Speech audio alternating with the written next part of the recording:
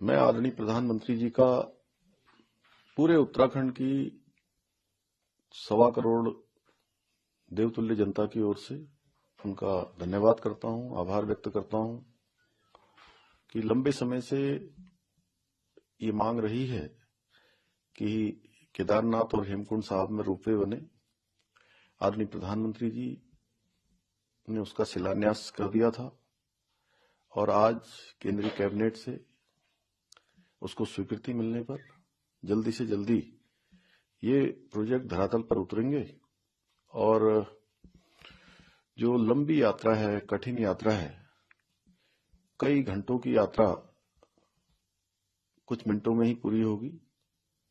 केदारनाथ जाने वालों के लिए, उन भक्तों के लिए यात्रा बहुत आसान हो जाएगी। ऐसे ही गोविंद घाट से हेमकुंड, यह भी कठिन रास्ता, और इस कठिन रास्ते में जो श्रद्धालु, वृद्ध और शारीरिक रूप से कमजोर होते थे, उनके लिए यात्रा बहुत कठिन होती थी।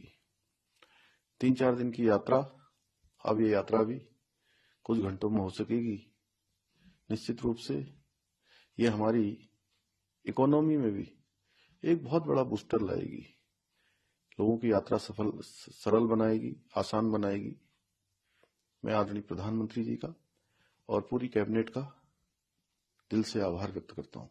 मैं आदरणीय प्रधानमंत्री जी का पूरे उत्तराखंड की 1.25 करोड़ देवतुल्य जनता की ओर से उनका धन्यवाद करता हूं, आभार व्यक्त करता हूं कि लंबे समय से ये मांग रही है कि केदारनाथ और हेमकुंड साहब में रोपवे बने।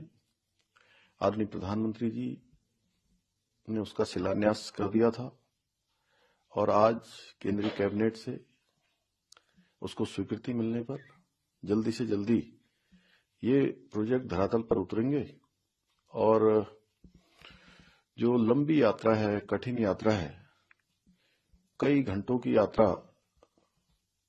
कुछ मिनटों में ही पूरी होगी। केदारनाथ जाने वालों के लिए, उन भक्तों के लिए यात्रा बहुत आसान हो जाएगी। ऐसे ही गोविंद घाट से हेमकुंड, यह भी कठिन रास्ता, और इस कठिन रास्ते में जो श्रद्धालु, वृद्ध और शारीरिक रूप से कमजोर होते थे, उनके लिए यात्रा बहुत कठिन होती थी। 3-4 दिन की यात्रा, अब ये यात्रा भी कुछ घंटों में हो सकेगी। निश्चित रूप से ये हमारी इकोनॉमी में भी एक बहुत बड़ा बूस्टर लाएगी, लोगों की यात्रा सरल बनाएगी, आसान बनाएगी। मैं आदरणीय प्रधानमंत्री जी का और पूरी कैबिनेट का दिल से आभार व्यक्त करता हूं।